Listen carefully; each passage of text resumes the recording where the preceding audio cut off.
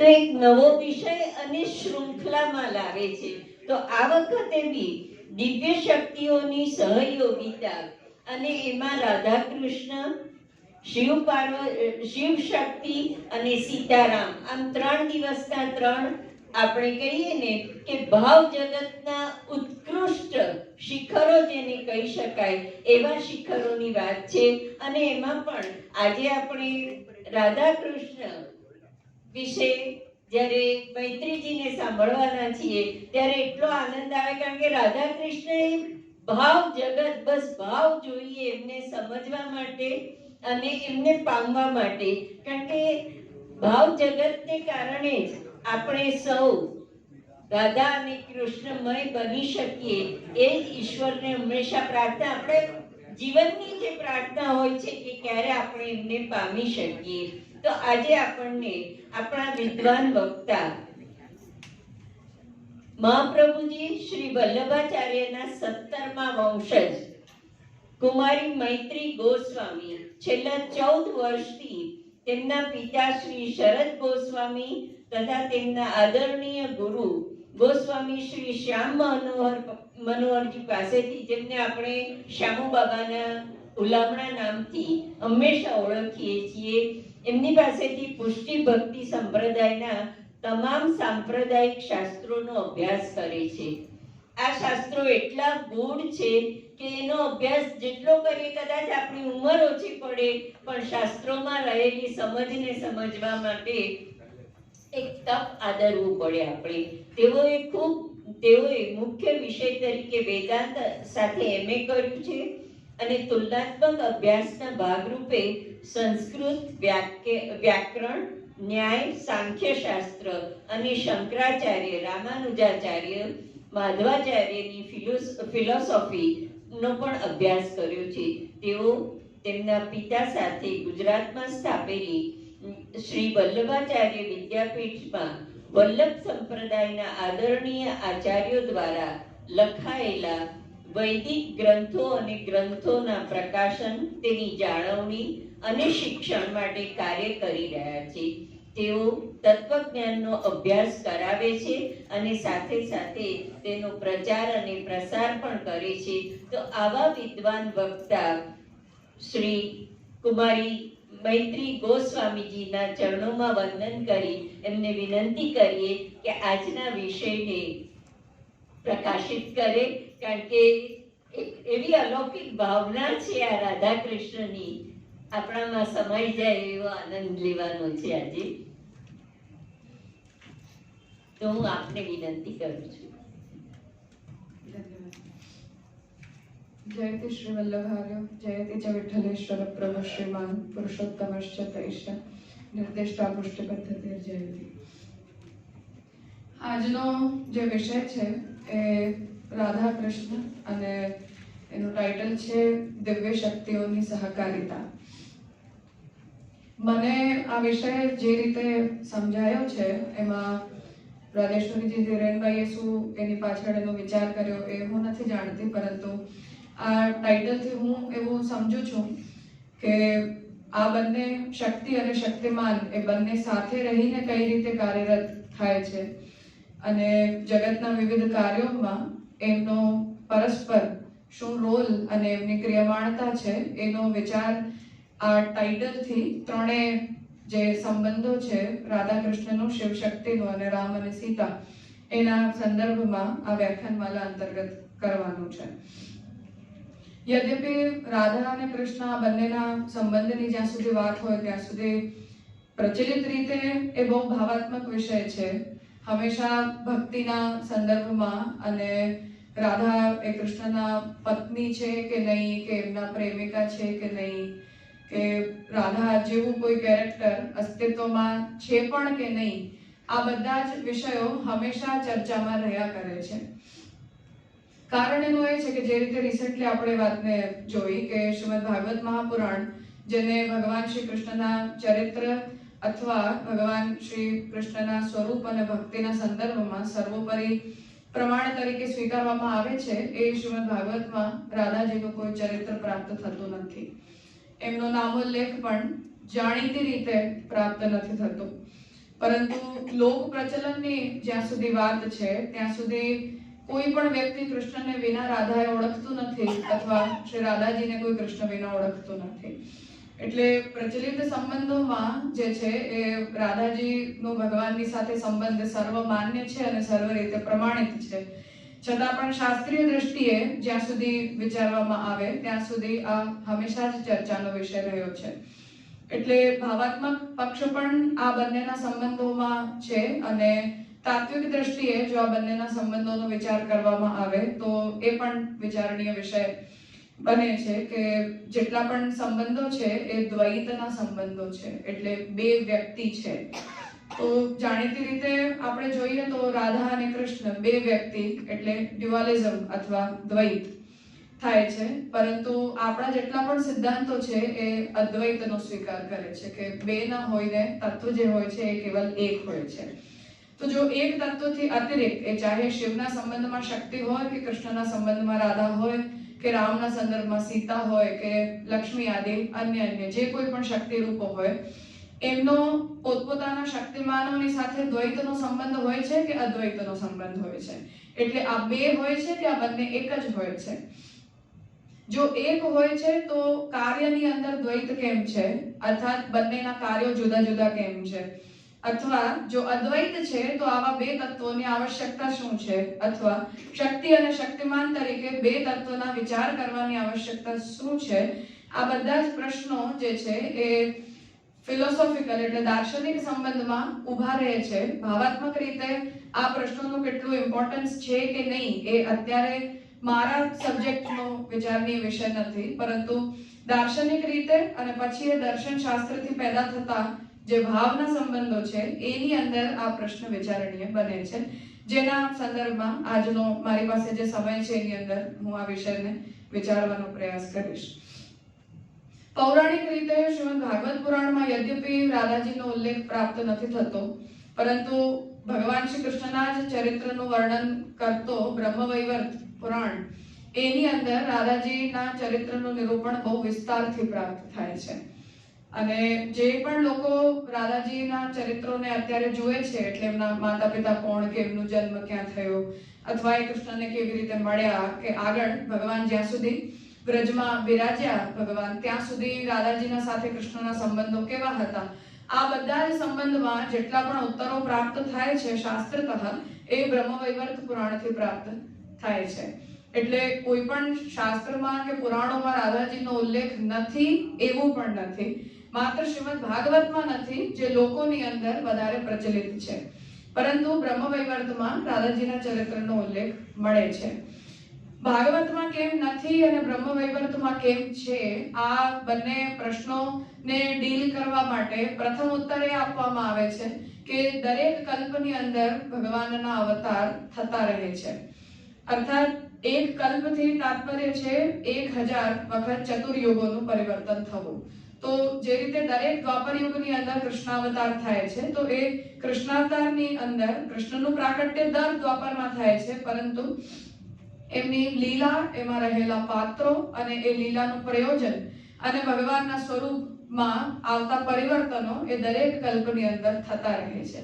તો દરેક પુરાણ છે જે છે એ કોઈ એક કલ્પની અંદર થયેલી લીલાઓનું વર્ણન કરે છે અને અન્ય પુરાણમાં અન્ય કલ્પમાં થનારા એ જ લીલા ચરિત્રનું પુનઃ વર્ણન કરવામાં આવે છે, જેના કારણે એકમાંથી બીજા પુરાણની અંદર આપણે જોઈએ તો ચરિત્રોની અંદર ભેદ જોવા મળે છે. તો લોકો માટે ચર્ચાનો વિષય બને કે આની અંદર આવું લખ્યું છે પણ આમાં આવું નથી લખ્યું, અથવા શ્રીમદ ભાગવતમાં આવું છે પરંતુ બ્રહ્મવૈવર્તમાં આવું નથી. પરંતુ એનો પ્રથમ ઉત્તર એ છે કે કલ્પભેદ છે. દરેક કલ્પની અંદર એ ચરિત્રો અલગ અલગ રીતે થાય છે અને એ બધા જ સર્વમાન્ય અને સર્વ રીતે પ્રમાણિત માનવામાં આવે છે. બીજી વાત આનો ઉત્તર એ રીતે આપવામાં આવે છે કે શ્રીમદ ભાગવતમાં કેમ નથી, તો જે શ્રી શુકદેવજી એ ભાગવતના વક્તા માનવામાં આવે છે, એ શુકદેવજીએ ભક્તિ માર્ગના ગુરુ તરીકે શ્રી રાધાનો સ્વીકાર કર્યો છે અને પોતાના ગુરુનું નામ લેવું એ શાસ્ત્ર પરંપરામાં અશિષ્ટતા માનવામાં આવે છે.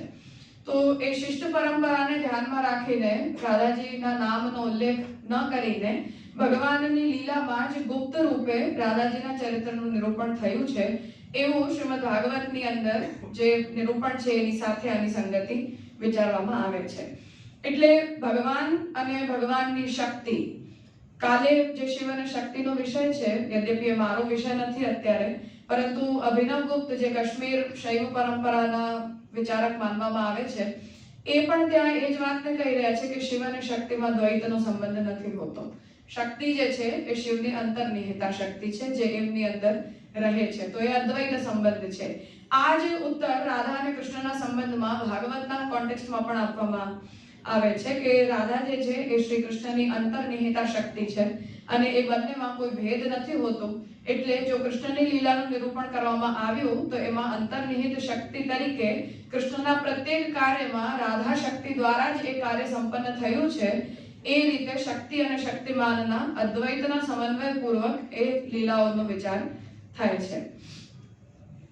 તત્વ દ્રષ્ટિથી યદિ વિચાર કરવામાં આવે તો દ્વૈત, અદ્વૈત, દ્વૈતાદ્વૈત આ બધા જ બે અથવા એક આ વસ્તુના પરસ્પર સંબંધોને વિચારવા માટેના પેરામીટર્સ છે, એના વિવિધ પરિમાણો છે. ભેદ સહિષ્ણુ અભેદને તાદાત્મ્ય કહેવામાં આવે છે, જેનો તાત્પર્ય એ છે કે કોઈક પ્રકારનો અભેદ હોવા છતાં પણ એ ભેદ વિરોધી અભેદ નથી હોતો. જે કોઈ પણ પ્રકારનો ભેદ છે એ અભેદનો વિરોધી ભેદ નથી હોતો.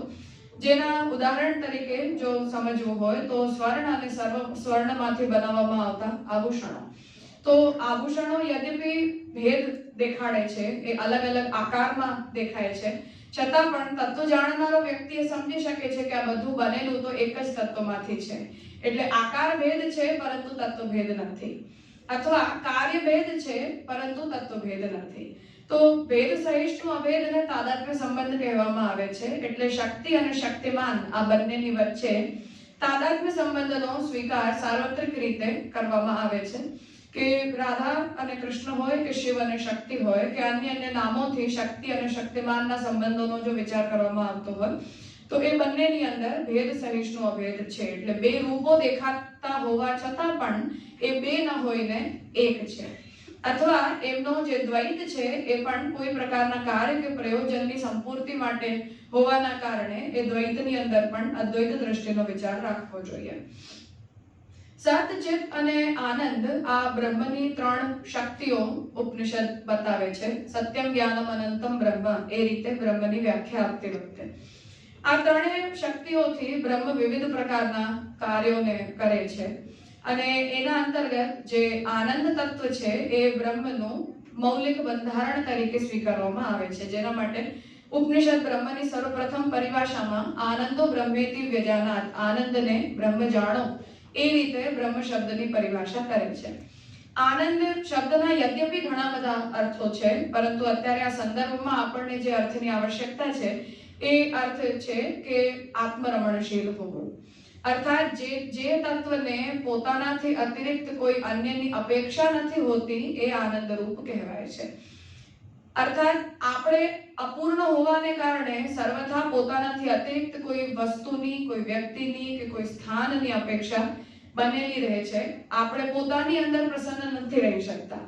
પરંતુ જે બ્રહ્મ છે એ આનંદ ધર્મથી યુક્ત હોવાને કારણે આત્મરમણશીલ છે, અર્થાત પોતાનામાં જ એ પ્રસન્ન અને પરિપૂર્ણ રહે છે.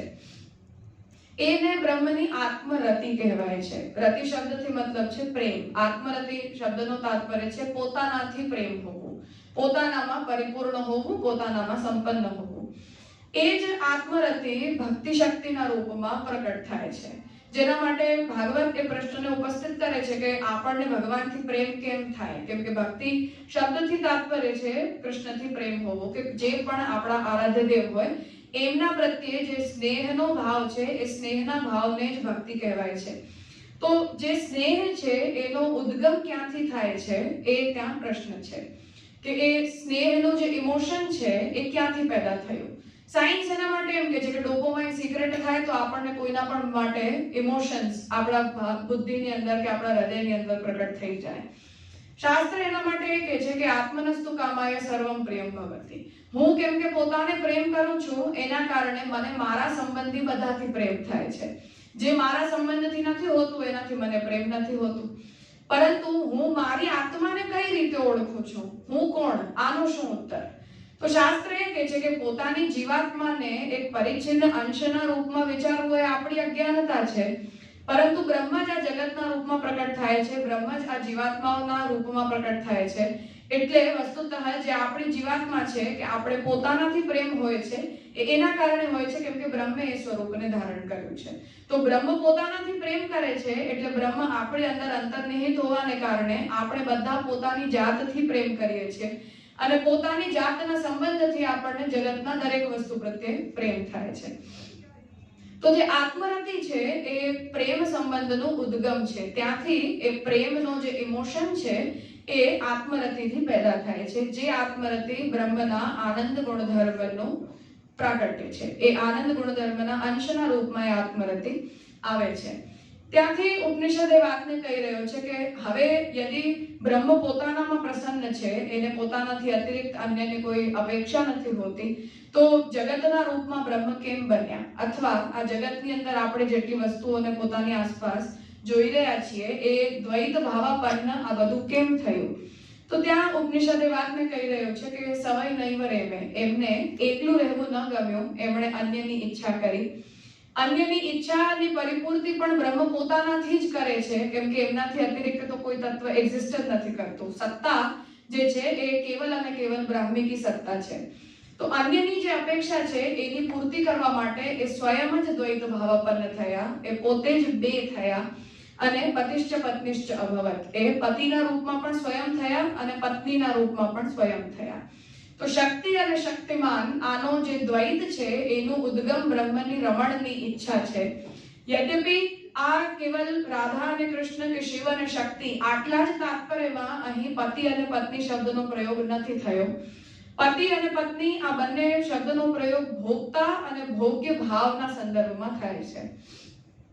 જ્યારે પણ ડ્યુઆલિઝમ છે, કોઈ પણ પ્રકારની ડ્યુઆલિટી છે, જે અભેદનો ભંગ કર્યા વિનાનો જે ભેદ છે કે દ્વૈત છે, એ ભેદની અંદર જેટલા પણ બે તત્વો પેદા થાય છે એમાં એક ભોગતા બને છે અને બીજો એનો ભોગ્ય બને છે. રોલ રિવર્સલ પણ છે જેમાં એક વ્યક્તિ એનો ભોગતા બની જાય અને બીજો વ્યક્તિ એનો ભોગ્ય બની જાય. તો પતિ અને પત્ની આ બંને શબ્દનો પ્રયોગ સ્ત્રી અને પુરુષના સંદર્ભમાં ન થઈને ભોગતા અને ભોગ્યના સંદર્ભમાં શાસ્ત્ર કરે છે. ત્યાં ભાગવત હવે આ વિષયને લઈને આવે છે કે યદિ પરબ્રહ્મ શ્રી કૃષ્ણ ભાગવતના વર્ણનીય વિષય છે અથવા ભાગવતની અંદર એ શક્તિમાન છે, તો શક્તિમાનની શક્તિ કોણ છે? ત્યાં રાધસ શબ્દ વાચ્યા કાચિત ભગવતઃ સિદ્ધિ અસ્તિ. ત્યાં જઈને ભાગવત આ વાતને ઇન્ટ્રોડ્યુસ કરે છે કે ભગવાનની શક્તિના રૂપમાં રાધસ નામની કોઈ સિદ્ધિ છે, રાધસ નામની કોઈ શક્તિ છે અને એ જે શક્તિ છે એ ભગવાનથી અર્થાત શક્તિમાનથી ઓછી પણ નથી, વધારે પણ નથી, અલગ પણ નથી અને એક પણ નથી, અર્થાત તાદાત્મ્ય સંબંધથી છે. જ્યારે પણ એ શક્તિમાનને કોઈ પણ શક્તિ દ્વારા કાર્ય કરવાની ઈચ્છા થાય છે ત્યારે એ શક્તિ એક વ્યતિરિક્ત શક્તિના રૂપમાં પ્રકટ થઈને શક્તિમાનની ઈચ્છા અનુસાર કાર્યને સંપન્ન કરે છે. અને જે સમયે એ કાર્યની આવશ્યકતા નથી હોતી ત્યારે શક્તિ અને શક્તિમાન બંને અદ્વૈત થઈને એક રૂપે રહે છે, એની અંદર દ્વૈત રૂપતા પ્રકટ નથી થતી. તો ભોક્તા અને ભોગ્યના સંબંધથી સ્ત્રીત્વ અને પુરુષત્વ અથવા પતિશ્ચ પત્નિશ્ચ અભવત આ વાત ઉપનિષદ કહી રહ્યું છે. ત્યાં શાસ્ત્ર એ વાતને કહે છે કે પુરાણોની અંદર જઈને કોઈ પતિ અને પત્નીના રૂપમાં કે દેવતા અને એની શક્તિના રૂપમાં કોઈ વર્ણનો આવ્યા છે. અર્થાત જો ભાગવતને લઈએ તો ત્યાં કોઈ શક્તિ શક્તિમાનનું ડ્યુઆલિઝમ છે, શિવ પુરાણ લઈ લો ત્યાં શિવ અને શક્તિનું ડ્યુઆલિઝમ છે, અથવા અન્ય પુરાણો છે ત્યાં કોઈ દેવતા છે અને દેવતાની કોઈ પત્ની છે, એટલે દેવી છે અને દેવતા છે. આ ડ્યુઆલિટી ત્યાં જઈને આ પ્રકારના દ્વૈત સંબંધોની જે વ્યાખ્યા છે એ પુરાણ અને તંત્રશાસ્ત્રની અંદર થઈ છે. પરંતુ વેદની જ્યાં સુધી વાત છે ત્યાં સુધી વેદે આ શબ્દોમાં દેવી અને દેવતાનો સંબંધ કે શક્તિ અને શક્તિમાનનો સંબંધ આ રીતે નથી કહ્યો, પરંતુ જ્યારે પણ એ પરમ પુરુષને અથવા બ્રહ્મને કોઈ પણ પદાર્થના ભોગ કરવાની ઈચ્છા થાય છે ત્યારે એ પોતાના જ અંદરથી પોતાની જ શક્તિ દ્વારા પોતાના કોઈ ભોગ્ય પદાર્થને ઉત્પન્ન કરે છે. તો જગતના રૂપમાં પણ આ બ્રહ્માંડ છે એ પણ ભગવાનના ભોગ માટે પ્રકટ થયેલું એક કાર્ય છે. અર્થાત જગતની ઉત્પત્તિ કેમ થઈ, આ થિયોલોજીકલ ક્વેશ્ચન છે, દાર્શનિક પ્રશ્ન છે કે જગત ઉત્પન્ન કેમ થયું. તો એની ઉત્પત્તિ થઈ એના પાછળ શાસ્ત્ર એ કહે છે કે એના રમણ માટે થઈ. રમણ શબ્દનો અર્થ છે લીલા. લીલા શબ્દથી તાત્પર્ય છે કે એ પ્રકારની ક્રિયા કે જેની અંદર કોઈ પ્રકારનું પ્રયોજન ન હોય. નિષ્પ્રયોજનિકા આનંદજનિકા ક્રીડા. એ પ્રકારનું કાર્ય કે જે કોઈ પ્રયોજનની સાથે જોડાયેલું ન હોય. પ્રયોજન હોવું એ અપૂર્ણતાનું દ્યોતક છે.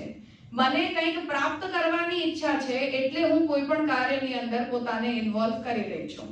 તો જો મને કંઈ પ્રાપ્ત કરવું છે એનો અર્થ એ છે કે એ મને સ્વતઃ પ્રાપ્ત નથી, એ મારી અંદર નથી. એટલે જે કોઈ પણ ક્રિયા સપ્રયોજન છે એ અપૂર્ણતાનું દ્યોતક છે અને જે કંઈ પણ નિષ્પ્રયોજન છે એ પૂર્ણતાનું દ્યોતક છે. તો જેમ નાનું બાળક હોય એ જ્યારે કોઈ પણ ક્રિયા કરે છે, માનો હસે છે, એની હસવાની પાછળ કોઈ પ્રયોજન નથી હોતું. નાનું બાળક જ્યારે રમે છે ત્યારે એની રમવાની પાછળ કોઈ ટ્રોફી જીતવાનું કે કોઈની વાહવાહી પ્રાપ્ત કરવાનું કોઈ રીઝન નથી હોતું. આ નિષ્પ્રયોજન છે, અર્થાત એને કોઈ અન્યની અપેક્ષા નથી, એ આત્મરમણશીલ છે. તો બ્રહ્મ સ્વયં આત્મરમણશીલ હોવા છતાં પણ જગતના રૂપમાં જ્યારે કોઈ પણ પદાર્થને પેદા કરે છે તો એની ઉત્પત્તિમાં બ્રહ્મની ભોગ્યતાનો ભાવ છે કે હું ભોગતા બનીને આ વસ્તુનો ભોગ કરું. ત્યાં શાસ્ત્ર એ વાતને સમજાવે છે કે જ્યાં કોઈ પણ ભોગ્યતા છે ત્યાં શક્તિ રૂપતા છે. જો શક્તિમાન કોઈ પણ વસ્તુનો ભોગ કરે છે તો એ પોતાની શક્તિનો ભોગ કરે છે. એટલે જગતની અંદર પણ યદિ વિષ્ણુ શક્તિમાન છે તો જગતની અંદર લક્ષ્મીનો અંશ છે, અથવા કૃષ્ણ યદિ શક્તિમાન છે તો જગતની અંદર રાધા ભાવનો અંશ છે, જેના કારણે જગતની અંદર ભોગ્યતાનો ભાવ આવે છે અને કૃષ્ણની અંદર ભોગતા ભાવ પ્રકટ થાય છે, જેને પતિશ્ચ પત્નિશ્ચ ભવન આ વચનથી શ્રુતિ કહેવા માંગે છે. એટલે રાધા કહો, લક્ષ્મી કહો, શ્રી કહો, રમા કહો, સીતા કહો, રૂકમિણી કહો, આ બધા જ એક જ તત્વના વિવિધ લક્ષ્મી રૂપો છે, કાર્ય રૂપો છે, શક્તિ રૂપો છે, જે ભિન્ન ભિન્ન કાર્યોનું સંપાદન કરવા માટે પોતાના શક્તિમાનની વ્યતિરિક્ત શક્તિના રૂપમાં પ્રકટ થાય છે. એટલે જે કોઈ પણ કાર્ય કરવું હોય એ કાર્યના અનુસાર એ શક્તિ વિવિધ પ્રકારના નામોને પોતાના શક્તિમાનના સંદર્ભમાં ધારણ કરે છે. એ જેટલા પણ કાર્યો છે એ ભૌતિક, આધ્યાત્મિક અને આધિદૈવિક આ ત્રણેય પ્રકારના હોય છે. ભૌતિક કાર્યથી તાત્પર્ય છે જે જગતના સંદર્ભમાં કરવામાં આવે. આધ્યાત્મિક કાર્યથી તાત્પર્ય છે જે જીવને મુક્ત કરવા માટે કરવામાં આવે. અને આધિદૈવિક કાર્ય એ છે કે જે પોતાની પ્રસન્નતા માટે અને પોતાના સંતોષ માટે કરવામાં આવે, કોઈ અન્યની અપેક્ષાઓને પૂરી કરવા માટે કે કોઈ અન્યના સંદર્ભમાં કરવામાં ન આવે. તો ભૌતિક રૂપે એ જ તત્વની શક્તિને પ્રકૃતિ શક્તિ કહેવાય છે કે જે શક્તિ દ્વારા ભગવાન આ જગતને પ્રકટ કરે છે અને પ્રકૃતિના સંદર્ભમાં એનો શક્તિમાન પુરુષ બને છે. જ્યારે આધ્યાત્મિક કાર્ય કરવું હોય, અર્થાત જે પ્રકટ જીવો છે જે ભગવાનના અંશના રૂપમાં પ્રકટ થયા છે, એ જીવોને જ્યારે અવિદ્યાના સંબંધથી બાંધીને પછી વિદ્યા પ્રાપ્ત કરાવીને મુક્ત કરવા છે, ત્યારે એ શક્તિ માયા શક્તિના રૂપમાં કાર્યરત થાય છે બ્રહ્મની ઈચ્છા અનુસાર. અને આધિદૈવિક રૂપે જ્યારે એ જ જીવોને જે બ્રહ્મના અંશના રૂપમાં પ્રકટ થયા છે એ જીવોને જ્યારે ભક્તિ પ્રદાન કરવી છે અથવા ભગવાન પોતાના પૂર્ણ સ્વરૂપનો અનુભવ કરાવવાની ઈચ્છા રાખે છે, એ સમયે પોતાની આધિદૈવિક રૂપે એ શક્તિ કાર્યરત થાય છે. તો એ જ શક્તિ ભૌતિક, આધ્યાત્મિક અને આધિદૈવિક આ ત્રણેય સ્તરો ઉપર કાર્ય કરે છે અને એ ત્રણેય સ્તરો ઉપર કાર્યાનુસાર એ શક્તિ વિવિધ નામોને ધારણ કરે છે, પરંતુ શક્તિ રૂપોની અંદર કોઈ ભેદ નથી હોતું. તો એ જે આધિદૈવિક કાર્ય છે એમાં એ શક્તિને રાધા, શ્રી, પુષ્ટિ, લક્ષ્મી આદિ નામોના રૂપમાં સમજવામાં આવે છે.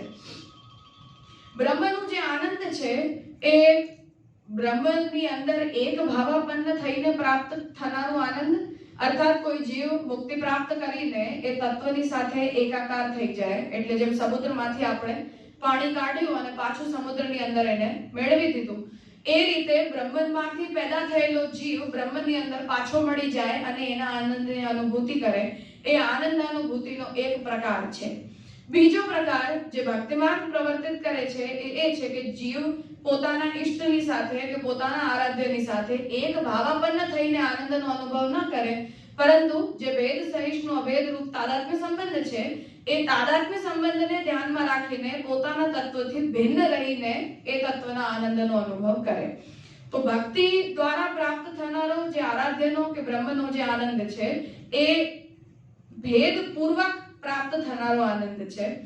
જ્યારે મુક્તિ પ્રાપ્ત કરીને બ્રહ્મના આનંદની જે અનુભૂતિ છે એ એક ભાવાપન્ન થઈને થાય છે, દ્વૈત ભાવાપન્ન થઈને નથી થતી. એ પ્રકારની ભક્તિના આનંદની ઉપલબ્ધિમાં કે એ પ્રકારના આનંદની અનુભૂતિમાં આત્મરતિના રૂપમાં શક્તિનો પોતાના આધિદૈવિક સ્તર ઉપર કાર્ય પ્રકટ થાય છે. અર્થાત જે કૃષ્ણની શક્તિ છે એ રાધાના રૂપમાં, રાધા ભાવના રૂપમાં, રાધા રૂપી સ્ત્રીના રૂપમાં, રાધા રૂપી પ્રેમિકાના રૂપમાં કે રાધા રૂપી ભક્તના રૂપમાં વિવિધ પ્રકારે ભગવાનની એ આત્મરતિને દ્યોતિત કરે છે અથવા પ્રકટ કરે છે, જેનું અનુકરણ કરીને એમના જેવા અન્ય ભક્તો કૃષ્ણના સ્વરૂપની સાથે આ પ્રકારના ભક્તિ આનંદનો અનુભવ કરવા માટે સક્ષમ બને છે. પરબ્રહ્મ શ્રી કૃષ્ણ છે એમના આવિર્ભાવના યદ્યપી ઘણા બધા પ્રયોજનો બતાવવામાં આવ્યા છે. જે રીતે ભગવદ ગીતાની અંદર ભગવાન સ્વયં જ જ્યારે જ્યારે ધર્મની હાનિ થાય, જ્યારે અધર્મનો પ્રચલન વધી જાય, ત્યારે ધર્મની રક્ષા કરવા માટે અને અસુરોનો સંહાર કરવા માટે હું દરેક યુગની અંદર અવતાર ગ્રહણ કરું છું, એ રીતે ભગવાને આજ્ઞા કરી છે. તો ધર્મની રક્ષા, અધર્મનો નાશ આ ભગવાનના પ્રાકટ્યનું એક પ્રયોજન છે.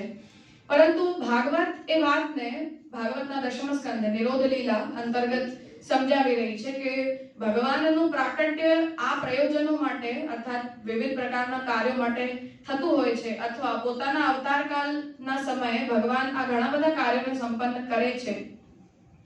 પરંતુ એ બધા જ કાર્યોની અંદર પોતાના ભક્તોના ઉદ્ધાર કરવાનું કાર્ય એ ભગવાનના પ્રાકટ્યનું મુખ્ય પ્રયોજન છે. અર્થાત એક મુખ્ય પ્રયોજન છે, બીજું એનું સહકારી પ્રયોજન છે. અર્થાત એવા કાર્યો કે જે મુખ્ય કાર્યના અવાંતર કાર્ય રૂપે ભગવાન પોતાના અવતાર કાળના સમયે સંપન્ન કરે. યદિ અસુરોનો નાશ અને સત્પુરુષોની રક્ષા આ જ યદિ ભગવાનના પ્રાકટ્યનું કાર્ય હોય તો આ કાર્યને તો ભગવાન પોતાની કોઈ પણ શક્તિ દ્વારા પણ સંપન્ન કરી શકે છે. પરંતુ યદિ પૂર્ણાવતાર પ્રકટ થાય છે, પૂર્ણ સ્વરૂપે ભગવાન યદિ પ્રકટ થાય છે, તો એ ભગવાનનું પ્રાકટ્ય પોતાના ભક્તોના ઉદ્ધાર હેતુ જ હોય છે. કેમ કે ભગવાન પોતાની જે આત્મરતિ છે એનું દાન પોતાના ભક્તોના અતિરિક્ત કોઈ અન્યને કરતા નથી. એટલે એ ભક્તો જ્યારે ભગવાનની આત્મરતિને પ્રાપ્ત કરવા માટે અથવા ભગવાનની એ આત્મરતિને રિસ્પોન્ડ કરવા માટે ભક્તિ કરે છે, એ સમયે એ ભક્તિ કરવાની અધિકારીતા રાધા ભાવને પ્રાપ્ત કરવાથી જ ભક્તની અંદર આવે છે. એટલે જે રાધા છે એ ભગવાનના શક્તિના રૂપમાં, ભગવાનની અનન્ય ભક્તના રૂપમાં, ભક્તિ પ્રદાયકના રૂપમાં અને ભક્તિ ભાવના વર્ધકના રૂપમાં ભિન્ન પ્રકારે ભગવાનની એક જ શક્તિ કાર્યરત થાય છે. એટલે જે કોઈ પણ જીવ ભગવાનની ભક્તિને પ્રાપ્ત કરવાની આકાંક્ષા રાખતો હોય એ જીવ નેસેસરીલી ભગવાનની રાધા શક્તિના આવિર્ભાવ પૂર્વક જ ભક્તિ કરવા માટે સક્ષમ બને છે. એ હેતુથી જે કોઈ પણ જીવની અંદર ભગવાનના પ્રત્યે કોઈ પણ પ્રકારની ભક્તિ દ્રષ્ટિગોચર થાય છે, યદિ એ અનન્યતા પૂર્વકની ભક્તિ છે, કોઈ પણ પ્રકારની અન્યાભિલાષિતા શૂન્ય ભક્તિ છે, અર્થાત મુક્તિ પ્રાપ્ત કરવા માટે કે પોતાના લૌકિક કે પારલૌકિક કામનાઓની પૂર્તિ માટે યદિ ભક્તિ કરવામાં નથી આવી રહી, પરંતુ કેવલ કૃષ્ણને જ પ્રાપ્ત કરવા માટે ભક્તિ કરવામાં આવી રહી છે, તો એ પ્રકારની ભક્તિનો આવિર્ભાવ રાધા ભાવના આવિર્ભાવ વિના સંભવ નથી. તો જે નિરોધ લીલા શ્રીમદ ભાગવતના દશમ સ્કંદનો વિષય છે, ત્યાં નિરોધ શબ્દનો અર્થ થાય છે કે જ્યારે આપણું મન, નિરોધ શબ્દ યદ્યપી યૌગિક પ્રક્રિયાથી આવનારો શબ્દ છે, જ્યાં નિરોધ શબ્દનો અર્થ થાય છે કે આપણું ચિત્ત પોતાના ધ્યેય વિષયની અંદર એવી રીતે સ્થગિત થઈ જાય કે અટકાઈ જાય કે એ પોતાના ધ્યેય વિષયથી અતિરિક્ત કોઈ અન્ય વિષયનો વિચાર ન કરી શકે. તો નિરોધ શબ્દનો અર્થ છે એ પ્રકારની ચિત્તવૃત્તિનો રોધ, ચિત્તવૃત્તિનું રોકાઈ જવું, ચિત્તવૃત્તિનું અટકાઈ જવું.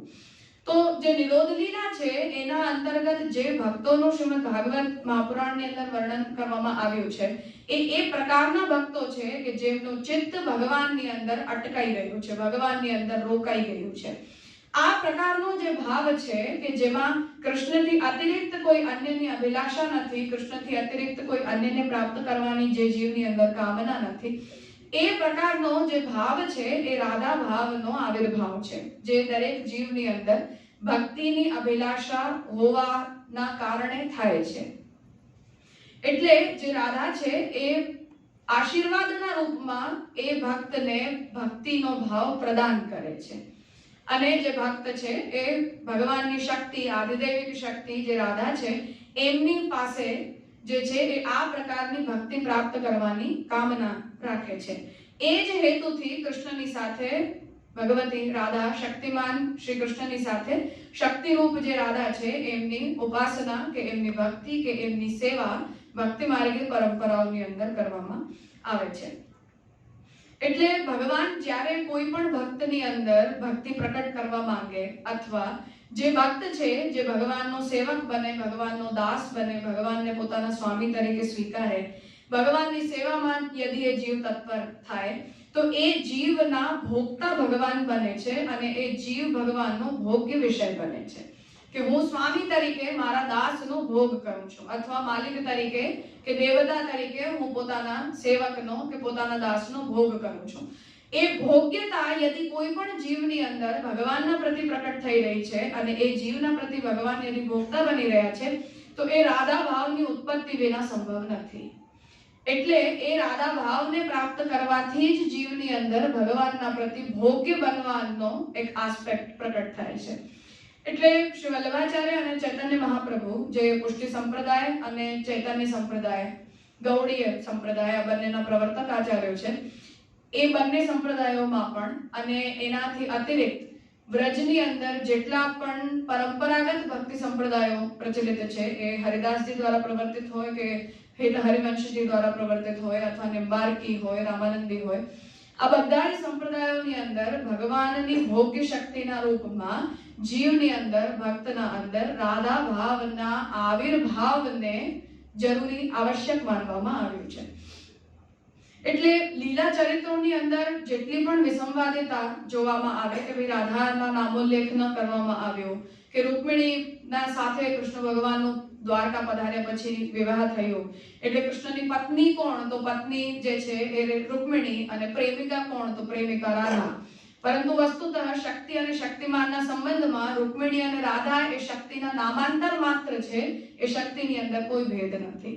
તો કૃષ્ણના સાથે રાધાનો વિવાહ થયું કે ન થયું કે ભગવાન પધારી ગયા એના પછી રાધાનું શું થયું અથવા કૃષ્ણના પધારી ગયા પછી વ્રજભક્તોનું શું થયું, આ બધા જ પ્રશ્નો જે છે એ દાર્શનિક દ્રષ્ટિએ અપ્રાસંગિક છે.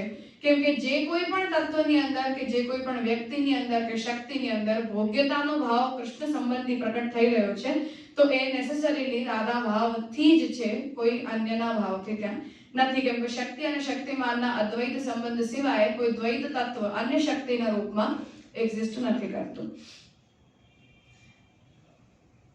શ્રી વલ્લભાચાર્ય મહાપ્રભુ જેમણે પુષ્ટિ ભક્તિ સંપ્રદાયનું પ્રવર્તન કર્યું એ તાદાત્મ્યવાદ દ્વારા રાધા તત્વનો કૃષ્ણની સાથે સમન્વય બતાવી રહ્યા છે અને ચૈતન્ય મહાપ્રભુ જેમણે ગૌડીય સંપ્રદાયનું પ્રવર્તન કર્યું એ અચિંત્ય ભેદાભેદ આ તત્વવાદથી રાધા સાથે શ્રી કૃષ્ણના સંબંધને સમજાવી રહ્યા છે.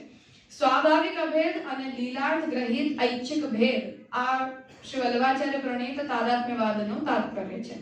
એટલે દરેક તત્વની સાથે જગતના પણ દરેક પદાર્થની સાથે ભગવાનનો સ્વાભાવિક રીતે અભેદ સંબંધ હોય છે અને જે કોઈ પણ લીલા માટે ભેદ પ્રકટ કરે છે એ બધા જ ઐચ્છિક હોય છે, સ્વેચ્છાએ ધારણ કરેલા ભેદ છે જે પુનઃ અભેદને ડિસ્ટર્બ કરનારા નથી હોતા. અચિંત્ય ભેદાભેદ જે ગૌડીય સંપ્રદાયનો તત્વ સંવાદ છે ત્યાં એ વાતને કહેવામાં આવે છે કે ભેદ અને અભેદ એ બંનેની કૃષ્ણના કાર્યના રૂપમાં અચિંત્યતા છે. એટલે અચિંત્ય શબ્દથી અર્થ છે કે જેનું ચિંતન કરવું અથવા જેને બોલી શકવું કે જેને સમજાવી શકવું આપણા માટે સક્ષમ, આપણે એના માટે સક્ષમ નથી અથવા આપણા સામર્થ્ય બહારની જે વાત છે એ વસ્તુને અચિંતનીય કે અચિંત્ય શબ્દથી કહેવામાં આવે છે. અચિંત્ય ભેદાભેદથી તાત્પર્ય એ છે કે કૃષ્ણનો યદિ કોઈ જીવની સાથે સંબંધ છે તો એ ભેદનો સંબંધ છે કે અભેદનો સંબંધ છે.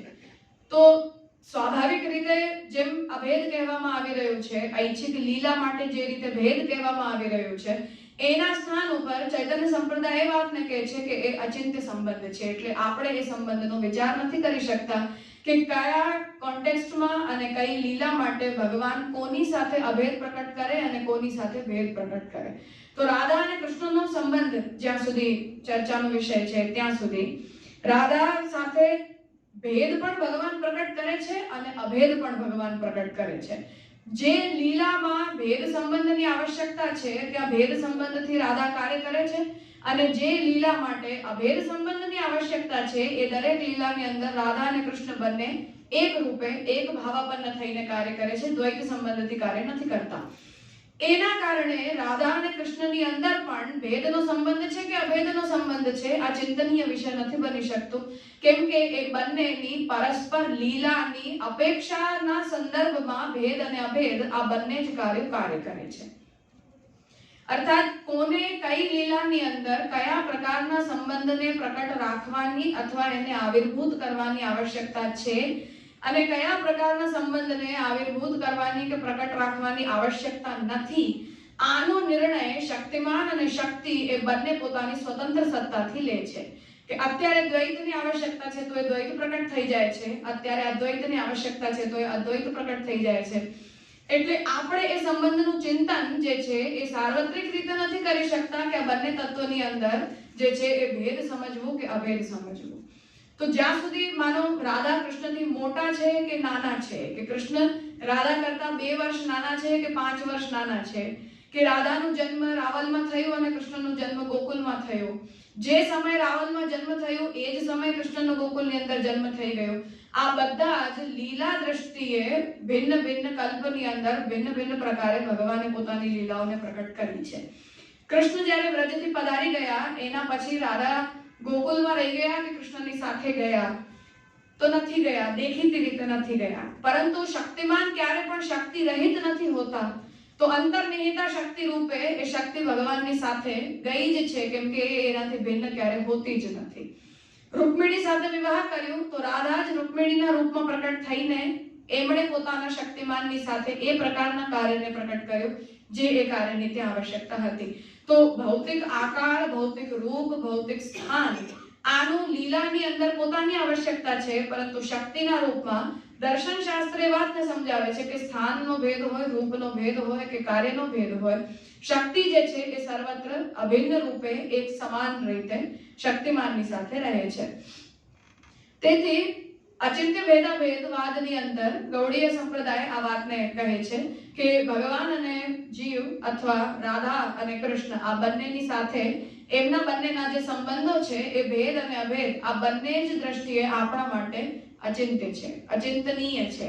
એટલે એમની પોતપોતાની લીલાની આવશ્યકતાના રૂપમાં એ સંબંધોને છોડી દેવા જોઈએ અને એ સંબંધોની જે વ્યાખ્યા છે એ ભેદ અને અભેદ બંનેના સંદર્ભમાં લીલાની આવશ્યકતા અનુસાર કરવી જોઈએ. એક રૂપતા એની અંદર અપેક્ષિત નથી.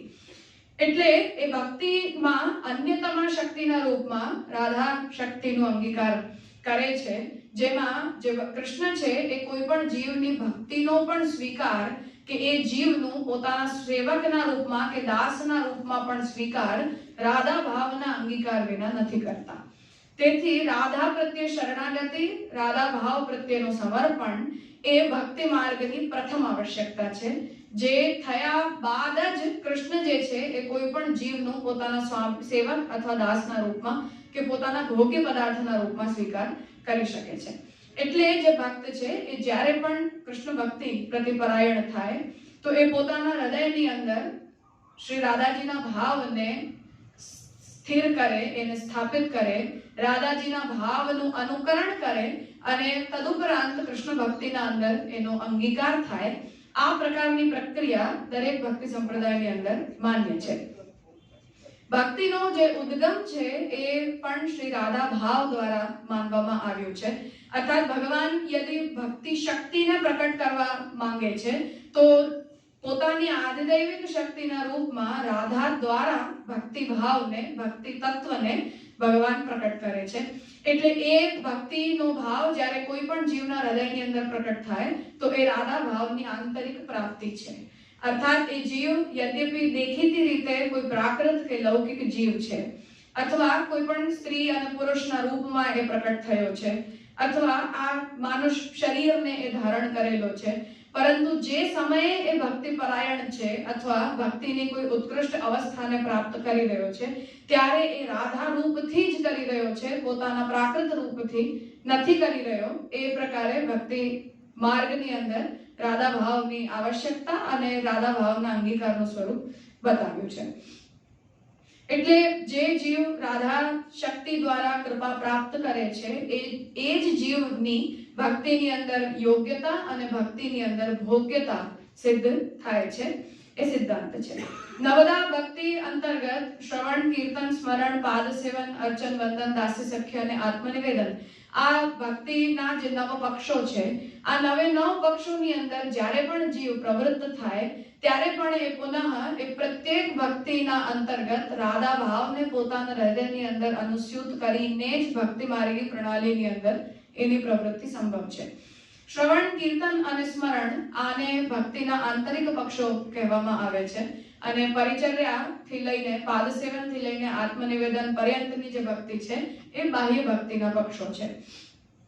આંતરિક ભક્તિથી તાત્પર્ય છે કે જ્યારે કૃષ્ણના નામનું શ્રવણ કરવામાં આવે, કૃષ્ણની લીલા, એમના ચરિત્રોનું સ્મરણ કરવામાં આવે, કે કોઈના દ્વારા એને સાંભળવામાં આવે, કે કોઈના દ્વારા એને કહેવામાં આવે, તો એનું શ્રદ્ધાપૂર્વક જે કોઈ પણ જીવ જ્યારે શ્રવણ, કીર્તન કે સ્મરણ કરે છે એ સમયે એ પોતાની અંદર એ રાધા ભાવનું જ શ્રવણ, કીર્તન અને સ્મરણ કરે છે.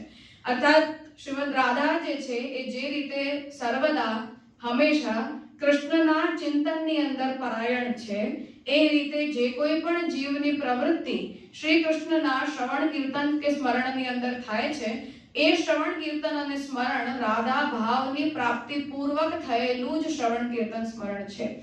યદિ એની અંદર એ રાધા ભાવનો સ્પર્શ નથી તો સર્વપ્રથમ એ શ્રવણ, કીર્તન અને સ્મરણની ભક્તિ રૂપતા સંભવ નથી. એ ક્રિયા હોઈ શકે છે, એ ભક્તિ નથી હોઈ શકતી. બીજો પક્ષ કે કૃષ્ણ જે છે એ પ્રકારની ક્રિયાનો અંગીકાર કરતા નથી. અર્થાત જે ક્રિયા શ્રવણની કરવામાં આવી, સ્મરણની કરવામાં આવી કે કીર્તનની કરવામાં આવી, એ કૃષ્ણ પ્રાપક, કૃષ્ણને પ્રાપ્ત કરનારી કે કૃષ્ણને પ્રાપ્ત કરાવી દેનારી ત્યારે જ બને છે જ્યારે એની અંદર રાધા ભાવનો સ્પર્શ છે. યદિ એનો સ્પર્શ નથી તો એ આપણી હલવા, ચાલવા, સુવા, ખાવા, બેસવા જેવી કોઈ લૌકિક ક્રિયા હોઈ શકે છે, પરંતુ એ ભક્તિની ક્રિયા નથી હોઈ શકતી. એ જ રીતે પાદ સેવનથી લઈને આત્મનિવેદન પર્યંતની જે ભક્તિ છે એ દરેક ભક્તિની અંદર પણ જ્યાં સુધી એ પરિચર્યા પણ રાધા ભાવ પૂર્વક ન કરવામાં આવે, કે દાસ્યની અંદર પણ કૃષ્ણ મારા સ્વામી છે એ પ્રકારનો ભાવ પ્રકટ ન કરવામાં આવે, કે સખ્ય ભક્તિ અંતર્ગત અપ્રેરિત પ્રિયકરણમ અર્થાત ભક્તિની એવી પરિપક્વ દશા કે જેમાં કોઈ પણ વ્યક્તિની પ્રેરણા વિના આપણા હૃદયમાંથી, આપણા હૃદયની પ્રેરણા દ્વારા ભક્તિ સંબંધી બધી જ ક્રિયાઓ પ્રકટ થવા લાગી જાય, એ બધી જ ક્રિયાઓની ક્રિયાકારીતા ત્યાં સુધી સંભવ નથી જ્યાં સુધી એ જીવ પોતાની અંદર રાધા ભાવનો અંગીકાર ન કરે. અર્થાત પુનઃ દ્વિતીય પક્ષ પ્રમાણે કે એ આપણી લૌકિક ક્રિયા માત્ર બનીને રહી જાય છે, એની અંદર ભક્તિ રૂપતા પ્રકટ નથી થઈ શકતી. એટલે જેટલા પણ નવદા ભક્તિના પક્ષો છે એ દરેક પક્ષોની અંદર રાધાજીનો ભક્તોની અંદર સ્વરૂપાવેશ અને ભાવાવેશ આ બંનેનો અંગીકાર છે. ભાવાવેશ જે છે એ ભક્તિના આંતરિક પક્ષોની અંદર થાય છે અને સ્વરૂપાવેશ છે એ બાહ્ય પક્ષોની અંદર થાય છે. અર્થાત દેખીતો વ્યક્તિ કોઈ સ્ત્રી કે પુરુષના રૂપમાં હોઈ શકે છે, પરંતુ સ્વરૂપતઃ યદિ એ પોતાની અંદર રાધાનો ભાવ કરે છે તો જ એ સેવા કે પરિચર્યાનો અંગીકાર કૃષ્ણ દ્વારા થવો સંભવ છે. અથવા આંતરિક પક્ષોથી યદિ કૃષ્ણના ભાવનું ચિંતન પણ કરવામાં આવે છે તો એ ચિંતન પણ રાધા ભાવના આવિર્ભાવ વિના સંભવ નથી. તેથી ભક્તિના આંતર અને બાહ્ય આ બંને પક્ષ અંતર્ગત રાધાનો ભાવાવેશ અને સ્વરૂપાવેશ એ કૃષ્ણની અન્યતમા શક્તિના રૂપમાં આવશ્યક છે. અને એ જ પ્રક્રિયા દ્વારા પછી ઇન્દ્રિયો દ્વારા, દેહ દ્વારા કે મન, બુદ્ધિ, ચિત્ત, અહંકાર આદિ જે આપણા દેહ સંગાતના પક્ષો છે એ બધા દ્વારા કૃષ્ણનો જીવની અંદર પ્રવેશ સંભવ છે.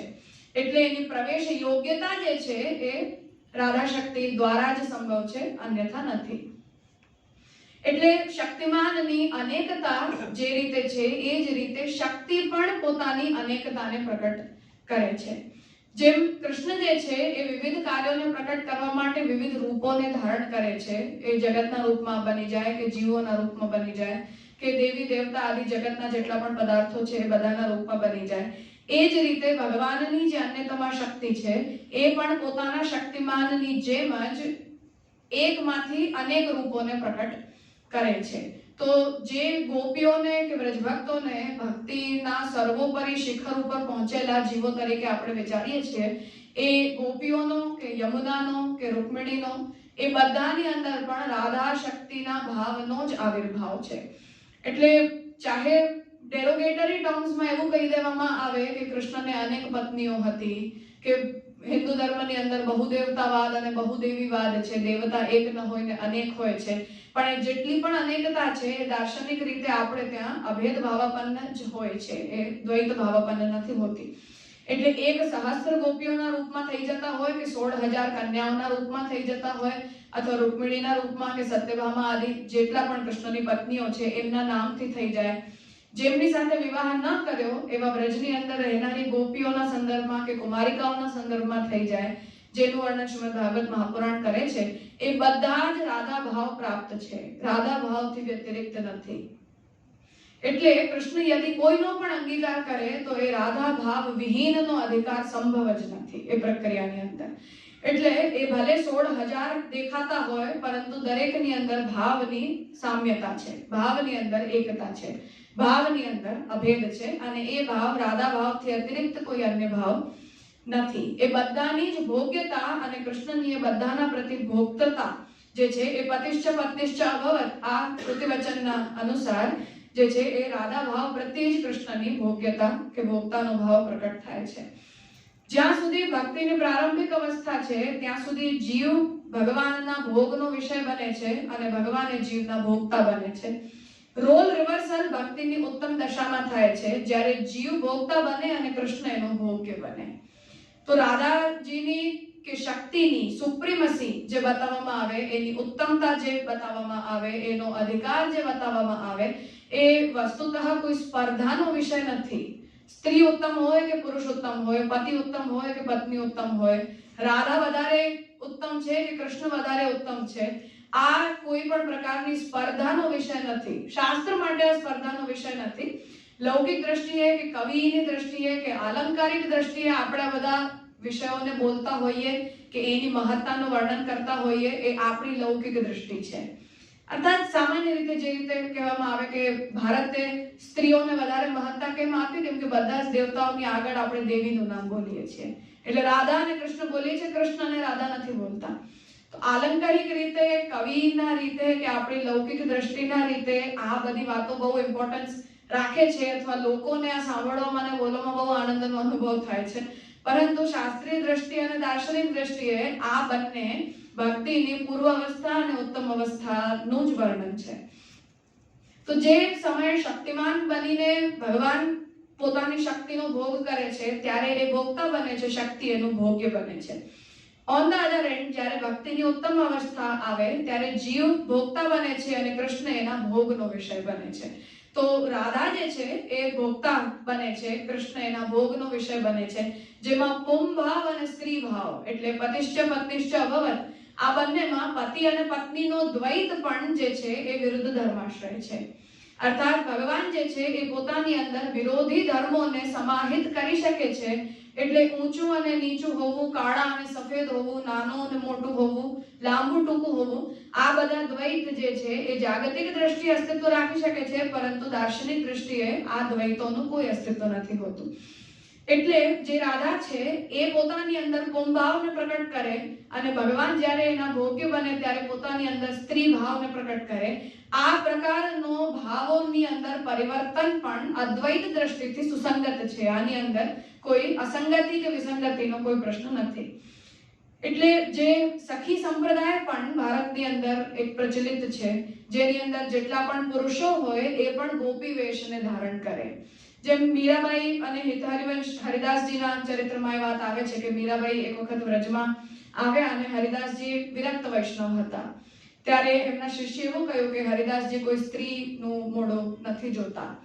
ત્યારે મીરાબાઈએ આ વાતને કહી કે મને તો એવું હતું કે વ્રજની અંદર પુરુષ તો કેવલ એક કૃષ્ણ જ હોય છે, એનાથી અતિરિક્ત સ્ત્રી અને પુરુષની પરિભાષા કોણે કરી. ત્યારે હરિદાસજીને આ વાત રિયલાઇઝ થઈ કે મીરાબાઈનો જે ભાવ છે એ આની અંદર કંઈક ભિન્ન છે. તેથી વિરક્ત હોવા છતાં પણ એ પછી મીરાબાઈને મળ્યા. તો તાત્પર્ય છે કે જ્યારે એવું કહેવામાં આવે છે કે વ્રજની અંદર પુરુષ તો કેવલ એક કૃષ્ણ જ હોય છે અને અન્ય તો બધી સ્ત્રીઓ જ હોય છે, એનાથી તાત્પર્ય છે કે પુરુષ શરીરને ધારણ કરવું એ ત્યાં પુરુષત્વની પરિભાષા નથી, પરંતુ ભોગતા એકમાત્ર કૃષ્ણ હોય છે અને બીજા બધા જ એનો ભોગનો વિષય હોય છે. એ દ્રષ્ટિએ મીરાબાઈએ ત્યાં એ વાતને કહી કે પુરુષ તો કેવલ એક કૃષ્ણ છે, અન્ય તો બધા સ્ત્રીઓ છે. તો ત્યાં સ્ત્રીત્વ જે છે એ કોઈ જેન્ડર પરિભાષક એ શબ્દ નથી, પરંતુ ભોગ્યતા પરિભાષક એ શબ્દ છે. તેથી જે સખી સંપ્રદાય છે એની અંદર આ વાતને પ્રમોટ કરવામાં આવે છે કે જે કોઈ પણ હોય એણે પોતાની અંદર એક ગોપી ભાવને પ્રકટ કરવો. તેથી એ પ્રકારના વેશને ધારણ કરવું કે એ પ્રકારે નૃત્ય કરવું કે એ પ્રકારના સ્વરૂપને ધારણ કરવું, લૌકિક દ્રષ્ટિએ જે લોકો એ પ્રકારના ભાવને ન સમજતા હોય એમના માટે એ નિંદાનો વિષય જરૂર બને છે. અને જે એ પ્રકારના ભાવાવેશની અવસ્થાને પ્રાપ્ત નથી કર્યું એના માટે આ પ્રકારની ક્રિયાઓનું અનુકરણ પણ નિંદનીય છે. પરંતુ ભાવની દ્રષ્ટિએ એ સંપ્રદાયનું જે પ્રચલન છે એ આ મીરાબાઈના કહેલા વાક્ય પ્રમાણે છે કે પુરુષ તો કેવલ એક કૃષ્ણ હોય છે, અર્થાત ભોક્તૃત્વ કૃષ્ણનું છે, અન્ય સર્વે પદાર્થો કૃષ્ણના ભોગ્ય પદાર્થો છે. તેથી જે રાધા ભાવ છે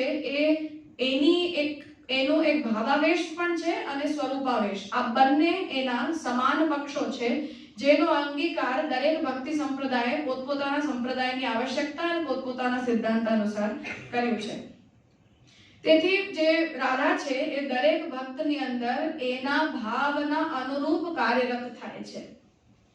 જે કોઈ પણ જીવની ભક્તિની અંદર જે કોઈ પણ પ્રકારની અવસ્થા છે, કોઈની ઉત્તમ અવસ્થા છે, કોઈની મધ્યમ છે, કોઈની કનિષ્ઠ છે, કોઈ જીવની ભક્તિમાં કોઈ અન્ય પ્રકારની અપેક્ષાઓ છે, કોઈ જીવની અંદર એ પ્રકારની અપેક્ષાઓ નથી, અથવા કોઈ જીવ પોતાને કૃષ્ણના પ્રત્યે ભોગ્ય માને છે, કોઈ જીવ પોતાને કૃષ્ણનો ભોગતા માને છે. જે કોઈ પણ ભક્તિના જેટલા પણ શેડ્સ જે કોઈ પણ જીવની અંદર જે રીતે પ્રકટ થતા હોય એ બધા જ ભાવોની અંદર રાધાનો જે ભાવ છે એ અનેક ભાવાપન્ન થઈને પ્રકટ થાય છે. તો ભક્તિ માર્ગ એક હોઈ શકે, પરંતુ ભક્તિ કરનારા દરેક જીવના ભાવાવેશ અલગ અલગ પ્રકારના હોય છે. મારો ભાવ કોઈ અન્ય વ્યક્તિનો ભાવ, અહીં બેસેલા બધા જ વ્યક્તિનો ભાવ જે છે એ ભક્તિ પ્રત્યે ભિન્ન ભિન્ન છે. એ જેટલા પણ ભાવો છે એ બધા જ ભાવોમાં જ્યાં જ્યાં પણ અનન્યતા અને નિષ્કામતાનો સ્પર્શ છે એવા દરેક ભાવની અંદર રાધા ભાવ ભિન્ન ભિન્ન શેડ્સથી પ્રકટ થાય છે.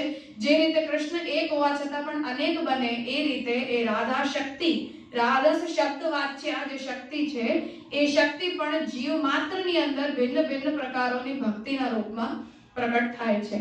અને એ દરેક પ્રકારની જે ભક્તિ છે એ જીવની અંદર એની ભક્તિને અનુરૂપ કૃષ્ણ પ્રત્યે અનુરાગની જનક બને છે, કૃષ્ણ પ્રત્યે પ્રેમને પેદા કરનારી બને છે. અને કૃષ્ણથી અતિરિક્ત અન્યની અંદર થનારો જે અનુરાગ કે પ્રેમનો જે ભાવ છે, જે ભાવ કૃષ્ણની પ્રાપ્તિમાં બાધક બને છે, એ દરેક પ્રકારના ભાવનો વિઘાતક પણ રાધા ભાવ જ બને છે.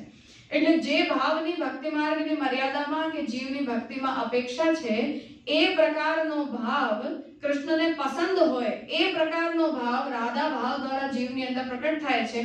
અને તદ વિરોધી જેટલા પણ ભાવ છે એ બધા ભાવોનું વારણ પણ રાધા ભાવ દ્વારા જ કરવામાં આવે છે. એટલે જીવ પોતાની અપેક્ષાથી અથવા પોતાના સામર્થ્યથી ભગવાનની ભક્તિની અંદર પ્રવૃત્ત નથી થઈ શકતો, પરંતુ રાધા ભાવને પ્રાપ્ત કરીને તદ અનુગ્રહજન્ય ભાવથી જ કૃષ્ણ ભક્તિમાં કોઈ પણ જીવનો પ્રવેશ સંભવ છે.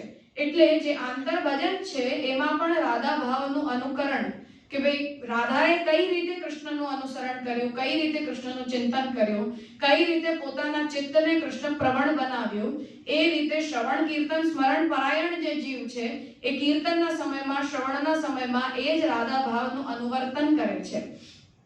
અને બાહ્ય ભજનની અંદર જેટલી પણ આપણી શારીરિક ક્રિયાઓ દ્વારા કૃષ્ણને પ્રસન્ન કરવા માટેના સાધનો કરવામાં આવે છે, એ પણ દરેક પ્રકારની ક્રિયાની અંદર રાધા ભાવથી પ્રાપ્ત થનારી ક્રિયાઓનું અનુકરણ માત્ર કરવામાં આવે છે, જ્યાં સુધી પૂર્ણ ભક્તિ કે મૂળ ભક્તિમાં જીવનો ભગવાન અંગીકાર ન કરે. અર્થાત આપણા સ્વતંત્ર ભાવને સ્વીકારનારા ભગવાન ન બને ત્યાં સુધી એ ભાવોનું અનુકરણ ધર્મરૂપ છે. અને જે સમયે સ્વતંત્ર ભાવનો અંગીકાર કૃષ્ણ કોઈ પણ જીવના સંદર્ભમાં કરવા લાગી જાય, એ સમયે એ રાધા ભાવની પ્રાપ્તિ છે, રાધા ભાવની પરિપૂર્ણતા છે.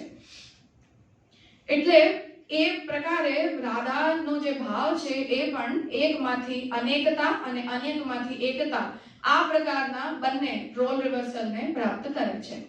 જે શૃંગાર રસની દ્રષ્ટિએ રાધા અને કૃષ્ણના સંબંધોને નિરૂપિત કરવામાં આવ્યા છે, કે પ્રેમી હોય અને પ્રેમિકાના રૂપમાં કરવામાં આવ્યું હોય, કે રાધા અને કૃષ્ણની પ્રિયતમાના રૂપમાં બ્રજ લીલાની અંદર એમનું વર્ણન કરવામાં આવ્યું હોય, એ ચાહે રાસની લીલા હોય, ચાહે શૃંગાર આદિની લીલા હોય, તો એ જેટલી પણ લીલાઓ છે એ બધા પણ ભક્તિ રસના સંદર્ભમાં શૃંગાર રસ છે. શૃંગાર રસ ભક્તિ રસ વિહીન શૃંગાર રસ નથી. જે રસની પરિભાષાઓ ભરત મુનિએ પોતાના નાટ્યશાસ્ત્રની અંદર કરી છે એ 8 કે 9 વાત્સલ્ય રસની સાથે ગણો તો 9, વાત્સલ્ય રસ વિહીન ગણો તો 8. એ 8 પ્રકારના રસોમાં શૃંગાર એક પ્રકારનો રસ છે. જે શૃંગાર રસ સ્ત્રી અને પુરુષ કે પતિ કે પત્ની, પ્રિયતમ અને પ્રિયતમા, આ બંનેની વચ્ચે જે છે એ પ્રગટ થાય છે. આ શૃંગાર રસની જેટલી પણ પરિભાષાઓ છે એ પરિભાષાઓ યદિ રાધા અને કૃષ્ણના સંબંધમાં કરવામાં આવે, અથવા ગોપીઓ અને કૃષ્ણ, જે ગોપીઓએ પુનઃ રાધા ભાવને પ્રાપ્ત કર્યો છે એમના સંદર્ભમાં કરવામાં આવે, અથવા સખી સંપ્રદાયમાં જે રીતે દરેક પુરુષ પણ ગોપી વેશને ધારણ કરીને કૃષ્ણ ભક્તિમાં પ્રવૃત્ત થાય છે, એ પ્રકારની ક્રિયાઓમાં કરવામાં આવે, એ દરેક સ્થાને એ શૃંગાર રસ લૌકિક પરિભાષામાં સ્ત્રી અને પુરુષના કામ સંબંધનું પ્રતિપાદક ન હોઈને ભક્તિ રસના અંતર્ગત શૃંગાર રસનું દ્યોતક છે. તેથી જે ગોપીજનોને શૃંગાર રસ દ્વારા કૃષ્ણ સાથે પરિભાષિત કરવામાં આવે છે, કે એમની લીલાઓનું વર્ણન કરવામાં આવે છે, એ ગોપીજનો પણ ગોપી ગીતમાં ભાગવતમાં એ વાતને કહી રહી છે કે તમે તો અમારાથી ક્યારે અલગ થઈ જ નથી શકતા, કેમ કે આપ તો સંપૂર્ણ બ્રહ્માંડની આત્માના રૂપમાં સર્વત્ર સ્થિતિ રાખો છો. તો તાત્પર્ય છે કે જે ગોપીજનો અને કૃષ્ણના સંબંધને શૃંગાર રસના સંદર્ભમાં અથવા કામ સંબંધના રૂપમાં પરિભાષિત કરવામાં આવે છે, એ વ્રજભક્તો પણ પોતાની અંદર એ રાધા ભાવને કે આદિદૈવિક શક્તિ રૂપને, એ ભાવને ધારણ કરીને એ અદ્વૈત સંબંધને તો સમજી જ રહ્યા છે કે કૃષ્ણ તો આત્મારૂપ હોય છે, તેથી આત્માથી વ્યતિરિક્ત અમારી કોઈ સ્થિતિ સંભવ નથી. એ સંદર્ભમાં જે શૃંગાર રસની દ્રષ્ટિએ કોઈ પણ પુરાણની અંદર કે કવિઓમાં કે કીર્તનોની અંદર, ભજનોમાં કે જયદેવજીના ગીત ગોવિંદ આદિમાં રાધા અને કૃષ્ણના સંબંધની કે ગોપીઓ અને કૃષ્ણના સંબંધની જેટલી પણ વ્યાખ્યાઓ, પરિભાષાઓ કે વર્ણન કરવામાં આવ્યું છે, એ બધાને જ ભક્તિરસ અંતર્ગત શૃંગાર રસ છે, ભક્તિરસ વિહીન શૃંગાર રસ છે, એ પ્રકારે એમની પરિભાષા શાસ્ત્રીય દ્રષ્ટિથી કરી શકવી સંભવ નથી. તેથી ભક્તિના અંગના રૂપમાં ત્યાં શૃંગાર રસનો સ્વીકાર કરવામાં આવ્યો છે, અને એ જ રીતે રાધા અને કૃષ્ણને અન્યતમ શક્તિમાન અને શક્તિના રૂપમાં એમનું વર્ણન ત્યાં થયું છે. સહકારિતાની જ્યાં સુધી વાત છે, ત્યાં શક્તિ જે છે એ શક્તિમાનની ઉપયોગી શક્તિ છે, જેનો ઉપયોગ શક્તિમાન પોતાની ઈચ્છા માટે, પોતાના કાર્ય માટે, પોતાની લીલાઓની પૂર્તિ માટે કરે છે, જેમાં એ જ રાધસ શક્તિનો આદિભૌતિક કાર્યોમાં, એટલે જગતની ઉત્પત્તિ, સ્થિતિ અને લય રૂપી કાર્યોમાં પ્રકૃતિ શક્તિ તરીકે સહકારિતા કૃષ્ણ સાથે પ્રગટ થાય છે. માયા શક્તિના રૂપમાં અને મોક્ષ પ્રાપ્તિ કરાવવાના હેતુથી આધ્યાત્મિક શક્તિ રૂપે પુનઃ એ જ શક્તિ નામાંતરથી કૃષ્ણની સાથે કાર્યરત થાય છે. અને પુષ્ટિ શક્તિના કાર્યના રૂપમાં, અર્થાત જે જીવને ભગવાન પોતાની ભક્તિ પ્રદાન કરવા માંગે છે, એ જીવો પ્રત્યે જ્યારે એ શક્તિની સહકારિતા પોતાના શક્તિમાનની સાથે પ્રકટ થાય, તો એ ભક્તિના દાનપૂર્વકના નિર્વાહમાં એની કાર્યરૂપતા પ્રકટ થાય છે, કે એ શક્તિ ભગવાનની ઈચ્છા અનુસાર ઈચ્છિત જીવોની અંદર ભક્તિના ભાવને પ્રગટ કરે, એ ભક્તિના ભાવનું સંવર્ધન કરે, એ ભક્તિના ભાવને પ્રાપ્ત કરાવીને એ જીવની કૃષ્ણ પ્રતિ ભોગ્યતા સંપાદિત કરી આપે અને ભક્તિ વિરોધી ધર્મોનું વારણ કરીને જીવના ભક્તિ ભાવની રક્ષા કરે. આ કાર્ય જે છે એ રાધા શક્તિના રૂપમાં જે છે એ કૃષ્ણની આદિદૈવિક શક્તિ તરીકે એ રાધા શક્તિ દ્વારા કૃષ્ણ કરે છે. એટલે જે કૃષ્ણ છે એને જ્યારે ઉપનિષદ રસો વૈસહ એ રસરૂપ છે, અર્થાત એની રસરૂપતા છે, જેની અનુભૂતિ જીવ પોતાના દેહ સંગાતના દરેક પરિપ્રેક્ષ્યથી દરેક કાર્યથી કરી શકે છે. એ કૃષ્ણની જે રસરૂપતા છે એમાં રાધા ભાવની સર્વોપરિતા છે. કેમ કે એ રસ જે છે એ રાધાની અંદર અનુસ્યુત થઈને જીવોની અંદર પ્રકટ થાય છે, અથવા જ્યારે પણ એ જીવોને ભગવાનના રસની અનુભૂતિ થાય એ સમય પણ એ રાધા ભાવની પ્રાપ્તિ પૂર્વક એ જીવને એ કૃષ્ણની રસની અનુભૂતિ થઈ શકે છે.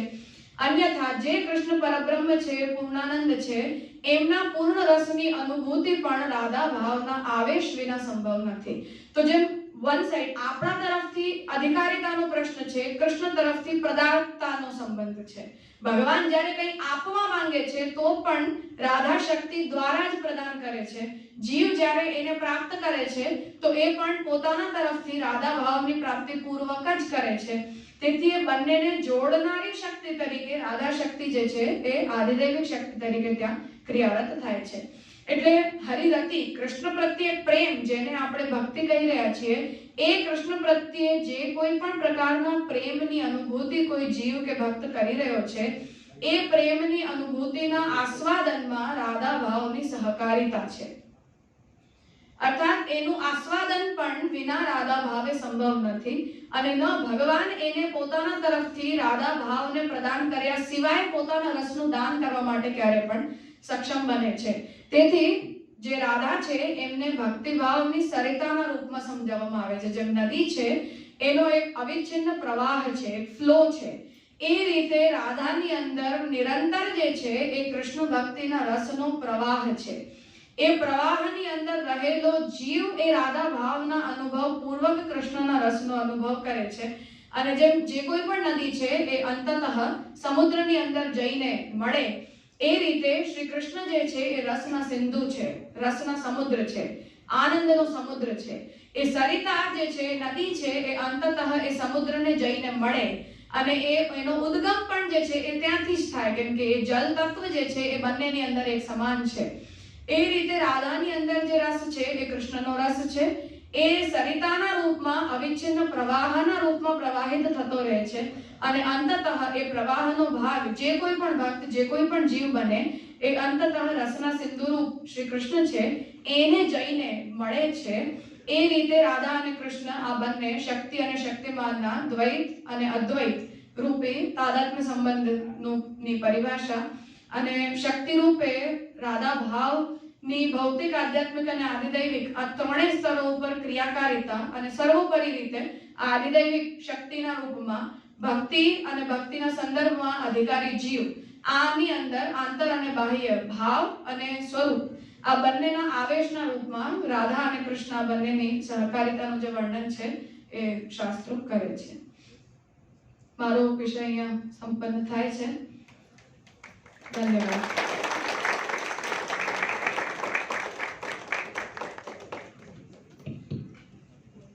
મૈત્રીજી, આપને તો અમારે સૌએ મળી અને સ્ટેન્ડિંગ ઓવેશન આપવું જોઈએ, કારણ કે આજે રાધાજીને જે રીતે આપણે કૃષ્ણ અને રાધાજી શક્તિની જે વાત કહી છે એ ખરેખર અલૌકિક છે અને અલૌકિક ભાવનો આજે આનંદ અમે સૌએ માણ્યો છે.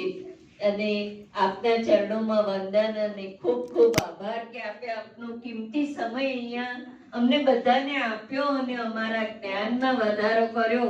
એ કૃષ્ણ ભક્તિ હજુ વધુ થાય એ જ પ્રાર્થના અમે સૌ અહીંથી કરીએ છીએ. આ સાથે આપણે આવતીકાલે ફરી મળીએ છીએ. આવતીકાલે આપણે શિવ શક્તિ એ જ વિષયને માણવાના છીએ. તો આપ સૌ સમયસર અહીં પધારો એ જ ભાવ સાથે આજે શાંતિ પાઠ કરી વિરમીએ છીએ. ઓમ પૂર્ણમદ પૂર્ણમિદ પૂર્ણાત